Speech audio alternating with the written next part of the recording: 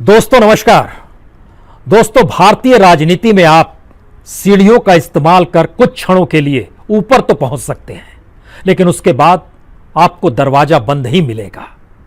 और भारतीय राजनीति की एक विकट स्थिति यह भी है कि जनता अपने नेता से उम्मीद भी पालती है और सपने भी देखना चाहती है, भरोसा भी जतलाती है, लेकिन भरोसा टूटने पर दफन करने से कतराती भी नहीं है और चंद दिनों में फिर वह भूल भी जाती है। शायद इसीलिए कहते हैं कि भारत में कोई सिस्टम राजनीति के आगे काम नहीं करता। भारत के भीतर में कोई पॉलिसी डिसीजन या एक बड़ा विजन भी तब तक काम नहीं करता जबकि आमूल चूल परिवर्तन करने की दिशा में कोई नेता सपनों को पैदा ना कर दे। और भारत के भीतर में आजादी के बाद से एक लंबी फेरिस्त रही है। नेताओं ने इस देश को सपने दिखाए, उन सपनों के साथ जनता को जोड़ा और उसके बाद सियासत उनके हाथ में रही। सियासत की डोर को जैसे मन चाहे वो तानते रहे और जनता ने भी उसी उम्मीद और आस के साथ अपने नेताओं को अपने कांधे पर बैठाए रखा। लेकिन जब उम्मीद और भरोसा टूटता है तब फिर नेताओं को जनता दफन करने से भी कतराती नहीं है। और मौजूदा वक्त की राजनीतिक स्थिति में आज हम जिक्र कांग्रेस का करना चाहते हैं, क्योंकि कांग्रेस के कद्दावर नेता के निधन के बाद उस कांग्रेस के भीतर की शून्यता को शायद वह कांग्रेसी बहुत बारीकी से समझ पा रहा हो, जिसे लगता हो कि क्या कोई नेता ऐसा है जो गांधी परिवार के बाद सबसे ताकतवर रहा होगा। क्या कोई ऐसा नेता है जब गांधी परिवार भी किसी मुश्किल में आती होगी तो कहती होगी जाओ उस नेता के पास, रास्ता खोजो, समाधान वहां से निकल जाएगा। या फिर जनता या नेताओं की फौज के बीच एक ऐसा नेता खड़ा हो जो गांधी परिवार के सामने कर्टन के तौर पर हो, एक ऐसी चादर के तौर पर हो जिसमें इस पार से उस पार और उस पार से इस पार देखने की परिस्थितियों के बीच में वही नेता हो। वो मुश्किल वक्त में भी साथ खड़ा हो, वो आसान वक्त में भी हो, वो सत्ता पाए हुए जब आपके साथ तमाम खुशियां थी उस वक्त भी वो साथ खड़ा हो। आज हम जिक्र की शुरुआत अहमद पटेल से करना चाहते हैं। अहमद पटेल एक ऐसे शख्स कांग्रेस के भीतर में जहां पर जिस भी नेता के सामने जो मुश्किल आई, जिसके पास भी जो गुस्सा आया, जिसके पास भी जो खुशी आई, राज्य के मुख्यमंत्री के तौर पर कोई नेता हो, पार्टी के भीतर बड़े कद्दावर नेता के साथ पहचान पाया हुआ हो, या फिर किसी बाहरी नेता को शामिल करने की कांग्रेस के भीतर की जो परिस्थितियों में उबाल पैदा होता हो, उसमें एक घेरा बनाकर गांधी परिवार के अनुकूल स्थिति करने वाले शख्स का नाम अहमद पटेल। बड़े संयम का काम होता है राजनीति को साधना, और उसमें भी ऐसी राजनीति को साधना जिस वक्त आप सर्वोच्च नेता के करीब ना हो, जिस वक्त आप सर्वोच्च नेता के लिए अनुकूल परिस्थितियों को बनाने में ही लगे हो। राजीव गांधी 1985, उस समय अहमद पटेल की एंट्री भारत की राजनीति में कांग्रेस के जरिए होती है। 35 साल तक कांग्रेस के भीतर अहमद पटेल की स्थिति आते आते एक ऐसे कद्दावर नेता के तौर पर हो गई जो शख्स कहता कुछ नहीं है, जो खामोशी के साथ स्थितियों को पकड़ता है, उसकी नब्ज को पकड़ता है। और जो भी नेता जिस भी रूप में या मौजूदा वक्त में, चाहे वो गुलाम नबी आजाद हो, चाहे कपिल सिब्बल हो, चाहे वो आनंद शर्मा हो, चाहे वो मुकुल वासनिक हो, एक लंबी फहरिस्त है उन नेताओं की जिन्होंने बहुत सारे सवाल मौजूदा वक्त में कांग्रेस को लेकर खड़ा किए। लेकिन अहमद पटेल के सामने उनकी खामोशी इस रूप में हमेशा रही कि आप जो कहेंगे वह ठीक होगा। इसके मतलब क्या है? भारत की राजनीति में और मौजूदा वक्त की पीढ़ी जो भारत की राजनीति को देख पा रही है, वो अगर समझना चाहे तो प्रमोद महाजन नाम उनके जहन में आ सकता है। प्रमोद महाजन भी तमाम भीड़ को संभालने की परिस्थिति में रहते थे। अटल बिहारी वाजपेयी तक वो बहुत कम लोगों को पहुंचने देते थे। अटल बिहारी वाजपेयी और लालकृष्ण आडवाणी। एक नाम और हमें याद आता है क्योंकि मौजूदा वक्त में बीजेपी की सत्ता है। संघ परिवार का टकराव जब वाजपेयी सरकार के साथ था तो उस वक्त आरएसएस से निकले हुए जो बीच में खड़े थे वो मदन दास देवी थे। बड़ी शालीनता के साथ परिस्थितियों को संभालते थे, वैचारिक तौर पर भी, सांगठनिक तौर पर भी और पॉलिसीज को लेकर भी। इसी कड़ी में मौजूदा वक्त में एक नाम अमित शाह का भी आप ले सकते हैं। जिस तरह की राजनीति नरेंद्र मोदी करते हैं उसमें अमित शाह जिस रूप में टिके हुए हैं वह शायद सबसे बड़े पिलर के तौर पर उनकी मौजूदगी है।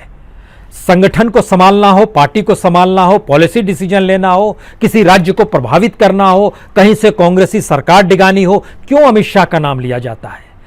इन परिस्थितियों में भारत की राजनीति को आज मथने की कोशिश कीजिए और जरा समझने की कोशिश करेंगे कि कांग्रेस के सामने संकट क्या है। और अब अहमद पटेल जी के निधन के बाद एक ऐसी शून्यता कांग्रेस के भीतर पैदा होगी जिसमें जिस चौकड़ी से राहुल गांधी घिरे हुए हैं, जाहिर है वो चौकड़ी अपने आप को गांधी परिवार से भी बड़ा बताने की कोशिश कांग्रेस से जब जब जो टकराएगा उसके सामने वो करेगी ही, किसी दूसरे को अंदर आने नहीं देगी। यह एक स्थिति लगातार होती है और लगातार इन बातों का जिक्र कांग्रेस के भीतर से निकल कर आता है। अहमद पटेल एक लिहाज से प्रियंका गांधी और सोनिया गांधी को सलाह मशविरा करते रहे, चीज़ों को आगे बढ़ाते रहे, और राहुल गांधी भी फिर ये कहने से नहीं कतराते थे उम्रदराज लोग और युवा लोगों के बीच में एक बैलेंस बनाने की जरूरत है। लेकिन क्या मौजूदा वक्त में कांग्रेस जिस रास्ते चल रही है वो सही रास्ता है या मुश्किल और बढ़ेगी? और इस मुश्किल बढ़ने के दौरान जो बार बार सवाल उठता है कि गांधी परिवार का सदस्य अगर अध्यक्ष ना हो तो क्या हो जाएगा? कुछ भी नहीं होगा, क्योंकि एक लंबी फेरिस्त है। अगर आजादी के बाद से आप देखें तो इन 73 बरस के दौर में सिर्फ और सिर्फ 35 बरस ही ऐसे रहे जब गांधी परिवार के व्यक्ति ने अध्यक्ष के तौर पर कांग्रेस को संभाला।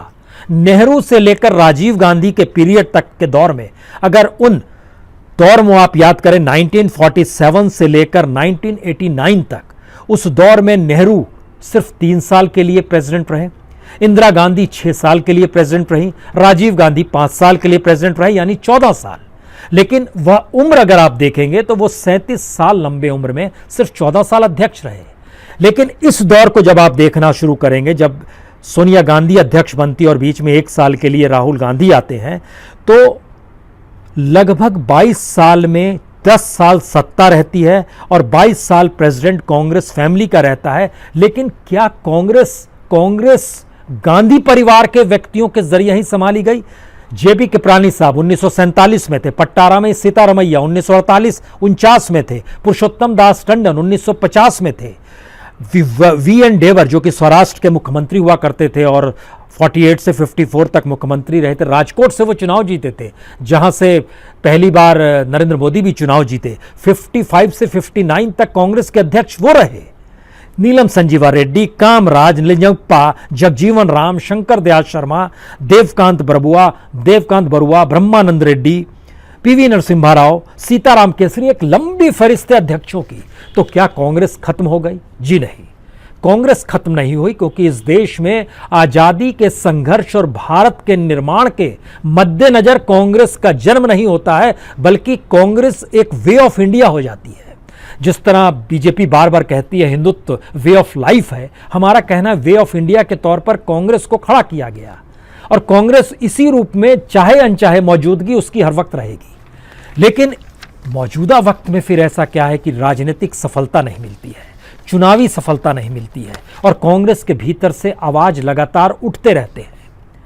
यहां एक चीज समझनी होगी कि जब देश में राजनीतिक सत्ता के जरिए लोकतंत्र को खत्म कर दिया गया हो, तब कांग्रेस पार्टी के भीतर लड़ाई इस बात को लेकर होती है कि इनर डेमोक्रेसी रहनी चाहिए। साहब, इनर डेमोक्रेसी की जरूरत नहीं है। सवाल ऐसे नेता का है और सवाल उस नेता के इर्द गिर्द ऐसे सुझाव देने वाले लोगों का है जिनकी दृष्टि और जिनका विजन शायद आने वाले वक्त में भारत को कैसे गढ़ा जाएगा, कैसे बनाया जा सकता है, इस दिशा में लगातार चिंतनशील हो।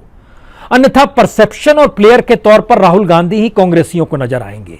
परसेप्शन प्लेयर नहीं बनाता है और प्लेयर बनाए हुए परसेप्शन से आगे के विजन को क्रिएट करता है। यह समझ कांग्रेस के भीतर आनी होगी। लेकिन हमें लगता है कि इस सफर पर चलें, उसमें जब 23 कांग्रेसियों ने पत्र लिखे, उन 23 कांग्रेसियों को लेकर कहने की स्थिति इसलिए नहीं है कि उन 23 में से किसी की ऐसी स्थिति नहीं है कि वो कांग्रेस को संभाल सकता हो। कोई कद्दावर नेता ऐसा नहीं है जो इस बात का दावा कर दे कि हम अपने राज्य में जिता देंगे आपको। कोई ऐसा नेता नहीं है जो यह भी दावा कर दे कि हम अपनी कॉन्स्टिट्यूएंसी तो जरूर जीत जाएंगे। तो फिर वो कांग्रेस कैसे संभालेंगे? इसका मतलब है कि कांग्रेस टुकड़ों को जोड़ जोड़ कर बनी और ये टुकड़े टुकड़े नेता नहीं थे, जनता के भीतर की वह समझ थी जो महात्मा गांधी, नेहरू, सरदार पटेल इन सब के जरिए धीरे धीरे पैदा होते हुए इंदिरा गांधी, जवाहरलाल नेहरू, राजीव गांधी इनकी सोच को बढ़ाती है। लेकिन इस पीरियड में जगजीवन राम भी शामिल होते हैं, इस पीरियड के भीतर अगर जेपी कृपलानी भी शामिल होते हैं, ऐसे नेता भी शामिल होते हैं जो मौजूदा वक्त में आप कहेंगे अच्छा वह भी थे क्या, नीलम संजीवा रेड्डी, शंकर दयाल शर्मा, बहुत सारे नेताओं की एक लंबी फहरिस्त है जिनका हमने जिक्र किया। यहां से सवाल होता है अब कांग्रेस को देखना शुरू करें अहमद पटेल के बगैर। अहमद पटेल जो गांधी परिवार के लिए सेफ्टी वॉल्व थे, अहमद पटेल जो एक पर्दे का काम करते थे गांधी फैमिली के लिए।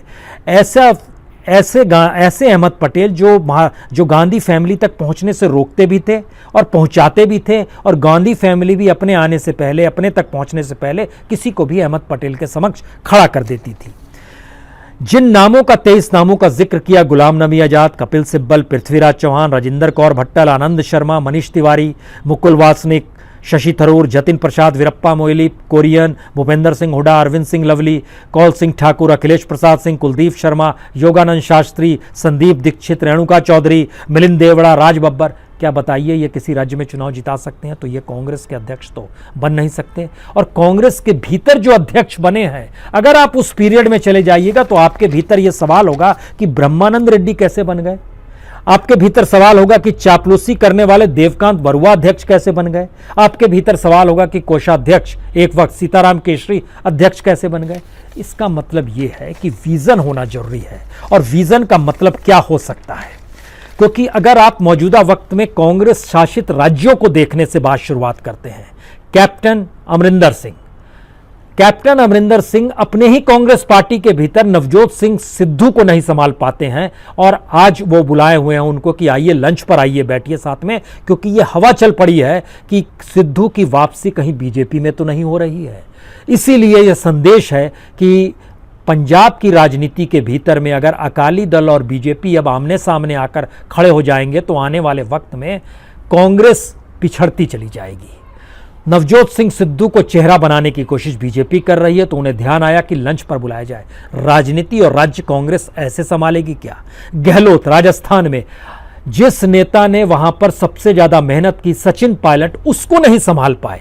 कैसे आपको मान्यता दी जाएगी और किस रूप में कांग्रेस को मान्यता दी जाएगी कि आप कैसे संभाल पाते हैं? कमलनाथ ज्योतिरादित्य सिंधिया को नहीं संभाल पाए। मध्य प्रदेश की सरकार आपके हाथों से चली गई। कौन कहेगा कि ऐसी स्थिति में आप कांग्रेस को संभाल पाएंगे? आपके हाथ में तो सत्ता थी। तो चाहे वो पंजाब हो, राजस्थान हो, मध्य प्रदेश हो, छत्तीसगढ़ की भी स्थिति देखिए। बघेल साहब वहां के मुख्यमंत्री हैं, लेकिन टीएस सिंहदेव जो सरगुजा से आते हैं, शाही परिवार से उनका जुड़ा हुआ है, दोनों के बीच में 36 का आंकड़ा पूरे राज्य में हर कोई जानता है। आपस में ही संभाल पाने की स्थितियां नहीं है तो बीजेपी किसी दिन भी किसी को भी दाना डालेगी, क्योंकि पैसा तो इस वक्त एक ही पार्टी के पास है, और राजनीति करनी है तो पैसा आपके पास होना चाहिए। नोटबंदी ने भारत के तमाम राजनीतिक दलों को खत्म कर दिया और पैसे को एक पार्टी तक सिमटा दिया। नियम कायदे और तमाम इस देश की उन एजेंसियों ने जिनका काम इस देश में बराबरी पर देखना था, लेकिन सीबीआई हो, ईडी हो, आईटी हो, उसने जिस भी रूप में काम किया, और इलेक्ट्रल बॉन्ड ने तो कमाल कर दिया। तो बीजेपी माला माल है, वह किसी भी चीजों को अपने साथ कर सकती है। अगर वैचारिक तौर पर स्थितियां मजबूत नहीं है, विजन नहीं है, आने वाले वक्त को लेकर कोई उजियारा नहीं है, या फिर बंद दरवाजा दिखाई देगा तो कोई भी डामाडोल होने लगेगा। यह कांग्रेस के भीतर की स्थिति है। और शायद अहमद पटेल का ना रहना इस डूबती हुई कांग्रेस में कहीं ताबूत में आखिरी कील तो नहीं है। हम ऐसा नहीं मानते हैं। कांग्रेस अपने तौर पर चीजों को डेवलप कर सकती है। अब सवाल यह है कि कांग्रेस कैसे डेवलप करेगी, हमें लगता है यह समझना होगा। 2 से 3 साल का टारगेट लेकर कांग्रेस के संगठन को मजबूत करने की तत्काल में जरूरत है। उसमें भी उन राज्यों को आपको अलग करना होगा जहां पर सीधे बीजेपी से टकराव है, उसके लिए एक अलग विजन काम करता है। जहां पे गठबंधन करके आगे बढ़ना है, उसके लिए एक अलग विजन काम करता है।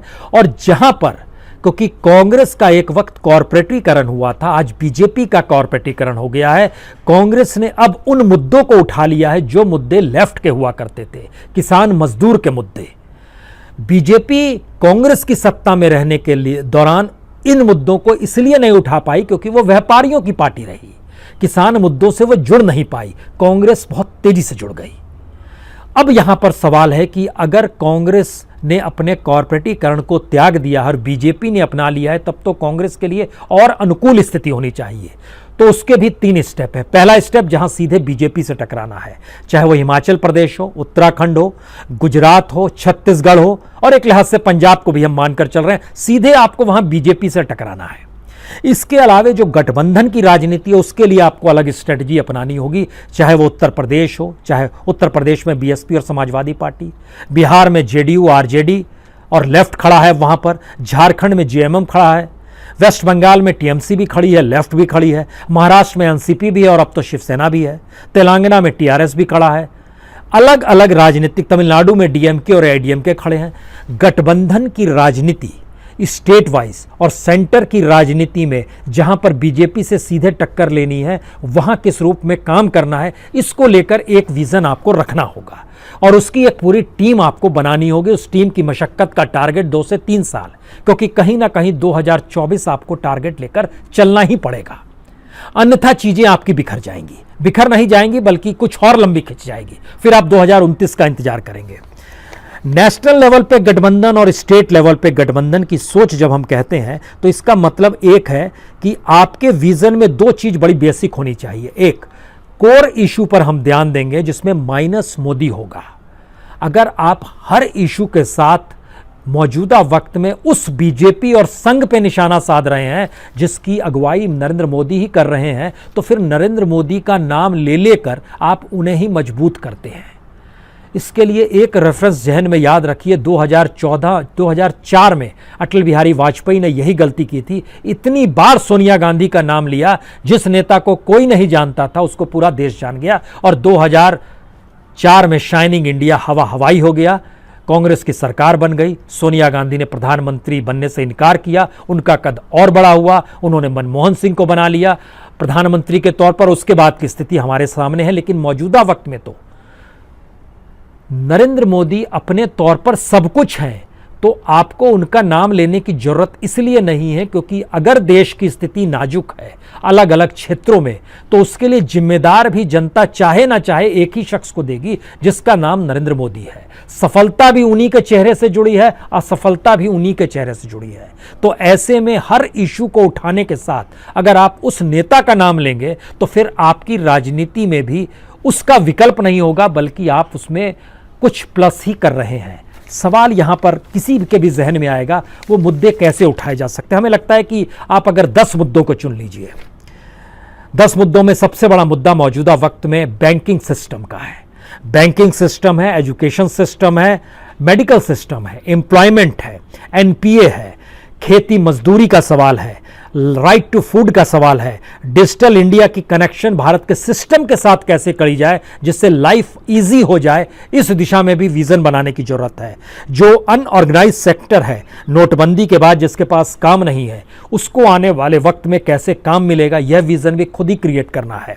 जो पॉलिटिकल फंडिंग हो रही है वो कितनी गलत है या उसके तौर तरीके कितने गलत हैं, यह भी आपको उस विजन के साथ बताना है कि राजनीतिक विकल्प भी आप दे रहे हैं और वैकल्पिक सोच को भी आप जनता के सामने रख रहे हैं। इसके लिए आपको बड़े ऑर्गेनाइजेशंस की जरूरत है, और कांग्रेस के पास ऑर्गेनाइजेशन ना हो ऐसा संभव नहीं है, कांग्रेस के पास लोगों की कमी हो ऐसा संभव नहीं है, और कांग्रेस के भीतर जो नेता हैं, जो कद्दावर नेता, उनके पास पैसों की कमी हो, हमें लगता है यह भी संभव नहीं है। बड़े लंबे वक्त तक राज किया है, और इस देश के ऐसे वक्त में कांग्रेस खाली हाथ खड़ी हुई है, हाथ का चुनाव चिन्ह लेकर, जिस वक्त इस देश के कॉरपोरेट के भीतर से कहीं सुगबुगाहट सुनाई देती है, दिखाई देती है, संकेत निकल कर आते हैं, कोई तो खड़ा हो। तो ऐसे इश्यूज को लेकर आप चीजों को कैसे डेवलप कर सकते हैं, क्योंकि गठबंधन की राजनीति में समझना होगा, आपके तुरंत सामने पश्चिम बंगाल खड़ा है, आप किसके साथ खड़े होंगे, ममता बनर्जी के साथ या लेफ्ट के साथ, या लेफ्ट और ममता बनर्जी दोनों को कहेंगे कि एक साथ खड़े होइए, नहीं तो बीजेपी आ जाएगी और हम आपके साथ खड़े हैं। यह समझना होता है उस वक्त में जब आप समझ पा रहे हो कि आपके पास विजन मोदी के अल्टरनेटिव का नहीं, मौजूदा इंडिया के अल्टरनेटिव का है। और यह विजन आप तभी दे पाएंगे जब आप मोदी का अल्टरनेटिव बनने की कोशिश नहीं करेंगे, जब आप इस देश को एक वैज्ञानिक तरीके से उस विजन से जोड़ेंगे जिसमें इस देश के सामने उभरे हुए संकट आने वाले वक्त में आपके जरिए कैसे समाधान के रास्ते निकल पाए, यह विजन अगर आपके पास है, यह सोच है जिस पे लगातार काम करने की जरूरत है, जो काम नहीं हो पा रहा है। और इसके लिए जो पूरी की पूरी टीम होती है, अगर उस टीम के सामने फिर वही सवाल होगा कि आप बिना मोदी का नाम लिए कैसे आगे बढ़ सकते हैं, तो यह तत्कालिक है, यह सीढ़ियां हैं। नरेंद्र मोदी सीढ़ी या लिफ्ट है, आप जो भी मान लीजिए। आरएसएस आपके लिए सीढ़ी या लिफ्ट है, लेकिन उस सीढ़ी और लिफ्ट तो हमेशा रहेगी, उस पर चढ़ने वाले व्यक्ति बदलते रहेंगे। इसीलिए अपनी सीढ़ी आपको खुद बनानी होगी। ये कांग्रेस को कहीं ना कहीं किसी ना किसी रूप में इसलिए समझने की जरूरत है क्योंकि मीडिया और जुडिशरी जो लोकतंत्र के पहरी के तौर पर थे, वह भी इस दौर में लुप्त हो गए। तो कहीं ऐसी चीजें भी पैरेलल में काम करनी होगी जो खुद आपको बताना होगा कि जुडिशरी वर्क क्यों नहीं कर पा रही है, मीडिया क्यों इस रूप में गोदी में जाकर बैठ गई है, जहां से उसको लोकतंत्र पर निगरानी का काम करना था, उसको उन स्थितियों को डेवलप करना था जहां इस देश में डेमोक्रेसी बरकरार रहे, वह नहीं कर पा रही है। तो सवाल है कि नरेंद्र मोदी का नाम लेकर या संघ का नाम लेकर यह राजनीति बड़ी तात्कालिक है। हमारे पास विजन क्या है, हम कैसे डेवलप कर सकते हैं, बैंकिंग सिस्टम क्या होगा, एनपीए कैसे खत्म होगा, रोजगार कैसे डेवलप होगा, एग्रीकल्चर से जुड़े मजदूरों के सामने हम कौन सा विकल्प रखेंगे और आने वाले वक्त में ऐसा रखेंगे। 3 स्टेट तो हैं आपके पास, राजस्थान है, पंजाब है, छत्तीसगढ़ है। क्या कोई राजनीतिक प्रयोग किए गए यहां पर जिससे एक आइडियल स्थिति निकल आएगी, या 5 साल वक्त काटे जा रहे हैं आपस में झगड़ा करके, यह समझ भी नहीं है। इंटरनल डेमोक्रेसी कांग्रेस अपने भीतर ना देखे, लीडर को खोजे, वह लीडर जो इन चीजों को संभालने की स्थिति में हो। और अगर नहीं संभाल पाएंगे तो ऐसे में लोगों को जोड़ने की प्रक्रिया में लाना पड़ेगा आपको। वो किसी भी क्षेत्र के हो सकते हैं, वो वकील हो सकते हैं, वो प्रोफेसर्स हो सकते हैं, वो प्रोफेशनल्स हो सकते हैं, वो चार्टर्ड अकाउंटेंट हो सकते हैं, वह जर्नलिस्ट हो सकते हैं। कांग्रेस को अपने भीतर वैसे लोगों को समाहित करना होगा और उनके जरिए उस राजनीतिक दृष्टि को डेवलप करना होगा जो मौजूदा वक्त में पूरी राजनीति बदल चुकी है, क्योंकि अब वो पारंपरिक राजनीतिक जीने का वक्त नहीं है। इस राजनीति को बदलने के लिए कांग्रेस को अपने आप को मथने की प्रक्रिया में लाना ही होगा, चाहे अनचाहे आपको उस दिशा में जाना ही होगा। सवाल ये नहीं है कि कल को अगर राहुल गांधी ही अध्यक्ष बन जाए या सोनिया गांधी ही अध्यक्ष बनी रहे या XYZ कोई दूसरा बन जाए या कपिल सिब्बल ही बन जाए या गहलोत निकल कर आए राजस्थान से, वो इससे क्या होगा। सवाल निर्णय लेने का है, सवाल विजन को डेवलप करने का है, सवाल विजन के साथ उस कंटेंट की जमीन को जोड़ने का है जिस जमीन पर इस देश की जनता खड़ी है, और उस जनता के साथ आप खुद खड़े होने का वक्त है ये। अन्यथा स्थिति नाजुक होती चली जाएगी, क्योंकि इस बात का जिक्र लगातार होता है कि पीसीसी में चुनाव नहीं हो रहा है, CWC में चुनाव नहीं हो रहा है, अध्यक्ष के लिए चुनाव नहीं हो रहा है। तो सवाल कांग्रेस का कॉन्स्टिट्यूशन क्या कहता है। कोई भी व्यक्ति खड़ा हो सकता है, कोई भी व्यक्ति 250 लोग को नाम ले आए पीसीसी में से, वो खड़ा हो जाए और बेचैनी पैदा कर दे। लेकिन नहीं, कांग्रेस गांधी परिवार के अलावे नहीं देखेगी। और गांधी परिवार की मौजूदा मुसीबत क्या है, वो बैग एंड बैगेज से इस रूप में दबी हुई है जहां पर इतने मुद्दे उसको घेरे रहते हैं। सवाल वंशवाद का नहीं है, सवाल शहवानों केस का भी है, बाबरी मस्जिद का भी है, राम जन्मभूमि में ताला खुलवाने का भी है, सवाल इस दौर में CA/NRC की परिस्थिति लाने का भी है, सवाल 370 का भी है। अलग अलग जगहों पर अलग अलग सवाल हैं। सवाल क्रिमिनलाइजेशन ऑफ पॉलिटिक्स का भी है, करप्ट पॉलिटिक्स करने का भी है, सारी चीज़ें जुड़ी हुई है। लेकिन एक ऐसी राजनीति की शुरुआत हमेशा एक नई टीम से होती है, और जो पुरानी टीम होती है वो अपने अनुभव के आश्रय सांगठनिक तौर पर काम को करते हुए दिखाई नहीं देती है, बल्कि वो काम पर्दे के पीछे करती है। अहमद पटेल इंडिविजुअल लेवल पे यही काम कर रहे थे, लेकिन अहमद पटेल भी बढ़ पाने की स्थिति में क्या जिन 23 नेताओं ने हस्ताक्षर किए उसमें किसी की हैसियत है या काबिलियत है या हुनर है, वो क्या नहीं होगा। इसलिए नहीं होगा क्योंकि जब तक आप खुद को कर्टेन के भीतर रखकर बिना किसी उम्मीद और आस के रहें और उसके बाद पार्टी को डेवलप करने की सोचे। पहली लड़ाई तो यही रहती है कि राहुल की चौकड़ी में कौन शामिल हो जाएगा। जो शामिल होगा वो सबसे कद्दावर हो जाएगा। कमाल की सोच है ये।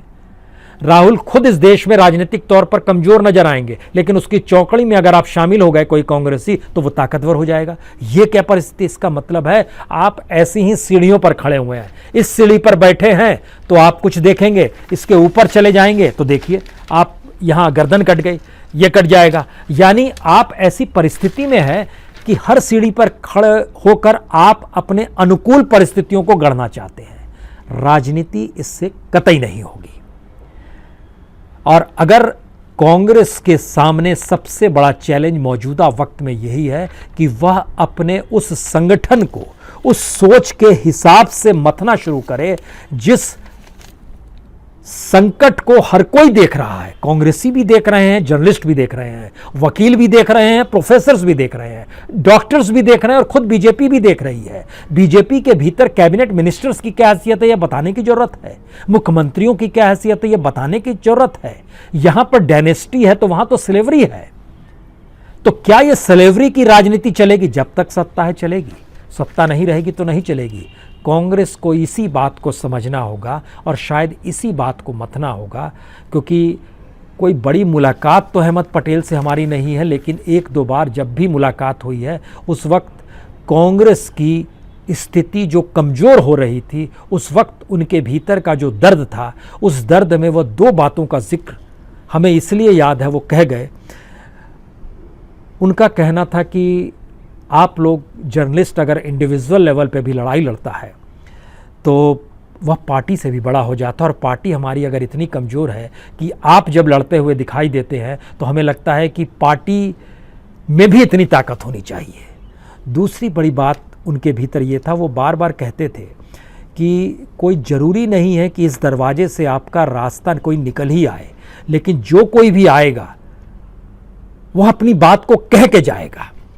यानी इतना संयम होना चाहिए, आप में सारी बातों को सुनने का संयम होना चाहिए। ये अगर स्किल्स है किसी में, और वो स्किल अगर कांग्रेसियों में कम होते चला जा रहा है, तो फिर ये कांग्रेस के लिए मुश्किल की घड़ी है। लेकिन उम्मीद और आसरा इसलिए है क्योंकि मौजूदा वक्त में इस देश के सामने सारे संकटों का चेहरा एक ही है, सारी उपलब्धियों का चेहरा एक ही है। तो उस शख्स का नाम लेने की जरूरत नहीं है, अपने उस भारत को बनाने की जरूरत है जो भारत आपके जहन में है। क्योंकि मौजूदा वक्त में हर इंस्टीट्यूशंस खत्म हो गए हैं, हर व्यक्ति समुदाय के भीतर में संकट है। जाति के तौर पर राजनीति हो या धर्म के तौर पर राजनीति हो, उसके भीतर भी संकट है। और पूंजी और अपराध का बोलबाला कुछ इस तरीके से है जिसे काउंटर करने के लिए किसी का नाम लेने की जरूरत नहीं है, हर कोई खुद ही समझ जाएगा। अहमद पटेल जी को श्रद्धांजलि, और कांग्रेस के लिए एक राह खुले और मौजूदा भारत की राजनीतिक परिस्थितियों में कहीं कुछ उबाल पैदा हो, एक वैकल्पिक सोच इस देश के भीतर में आए। इसी उम्मीद और आस के साथ बहुत बहुत शुक्रिया, बहुत बहुत शुक्रिया।